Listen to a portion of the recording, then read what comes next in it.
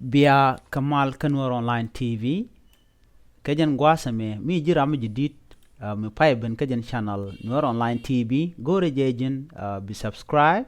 ko bi rwine dialan konde ba nun kaya ka tung na ki tung ne tinas ki tung nwari bi ka chwa jigi Kamal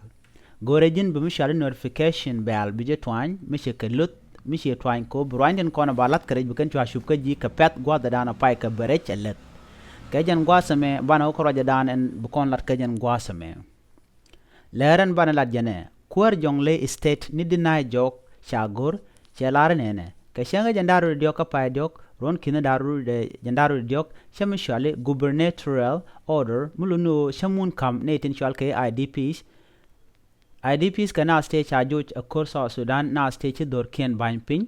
ka kwi kore rebor ka jɔŋley state chaka kamunan cha kamke shi raida karwade dungdo a bom kamka ninyam a kuäär Sudan ni salpakir mayadit en muna me mutupa en wale teleram binas woitin anyok a mundian chumene chang an win mon good en muna me amun misha kam nas dial te chajuj kanas kinas dial ten chwal ke IDPs en konane dial tin tumon pindien re wich kabor shamuna mo shaja gor a kon kel kake re wich bor kanti ka shamuna mo jek ka shawar gane ka tain ka shanga jandiok ka pai diok ron kina dara widi jandaru diok en Läär me shawulat en rach en chalat ki men cha tain a jan kuäär laram en cha tain ka teda ka shikuma jɔŋley kelu til en nyus ngot chaja pim ka ja ka jan pai diok a me ka ron kina dara widi jandaru widi diok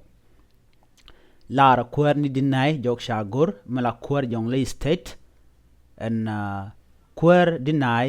jane ngwet mu bumbum mu nogo de malder deten kala let go tinang kana nyam re wich bor kire wich ka Sudan kelio ngai keje ke roani ke tin lasalet kana chenga tin go tin gore dere la let ke tin let ke jan gwasame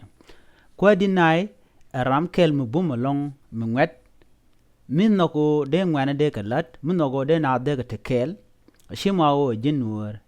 ki jin jang ki jin tat ki jin Equatoria ki jin doro mo ke liu ko dor Sudan dial choko jen bakali ngwan kan dial noko ke ka gore je de na de ka let kel kuäär Denay en warga cha tanya jen warga mene kula gware je government of jɔŋley state ki re wich jɔŋley ki bor kan wi dialan kona te ka Sudan kelio ko ba mi shikana ba je lalet aken ba mun endana ba IDPs keneden content cha wuch gotiene ken akor kene cha joj re kori gon mon ken akor chagoro ba kamun mila mundien mibideten mani chang che kwandi Denay che je togon en rajamo che mungu yana mo ko warga ki letter chagor ki application chagor che lade en cha tainga teda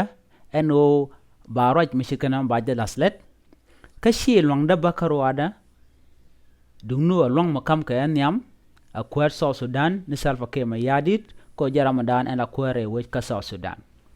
ka chine mat kondial kone kumada muntre wich ka jɔŋley state ko ba mun mishikana mo ba je gor ka ba je laslet kichina dialba tintimon daga pindien ba chiki chu mat kel ka je ka shamuna mo chaja gor ko gor je woto bine dialba ko cheng ka buga cheng lor ka bran chu chup cheng ka bedwele be chulat en re wich jɔŋley state kebor arajamo arany chalat akwani Denay ko eneran beje yingnok no bemal beben re wich Sudan ka beben re wich ka jɔŋley state ngayen dialo Denay akwer metedi ki roani ka roani tedi jene ngwan mu bumbum milet kaleten konten gorke hawij lede dialten kon de na nang mala tinde na jako bunas nang kishang shop tinde na jako benate kamat kamniken ajala dana lede en kwani Denay mela governor dung jɔŋley state en raja dana chalado cha tain kateda ka sha kuma pone kuma jɔŋley kelio ba cha chon kel ka je ka chi ka sidi kana tain ka je ajani raj mi chabe mendak amene chang bedetin araja mo kala dan en chelat kaje en kuäär ka gwe kaje u ajan togde ko micha tan en mo amene diala tanyam ka shi joj bo shi ka matin en mishi kana mo ko de ne diala IDPs de ka luinwich ki de ka belet ka gwatini kenten content cha ka jotin ka gwade dane chakor me cheteten kwani Denay charwan mishir mo chaje latpin ajan gwasa dana bana chongtina na mo mi jirami jidit ka jan channel me gorejin bishu subscribe ka gorejin bijo share ko birwane dialten balat ka tung nuari bika chwa jegitin kamal gorejin ba bimila sharuba bila let ko de channel dara wonyam ka jan gwasa bana chongtin taye kamal nas taye kamal bye bye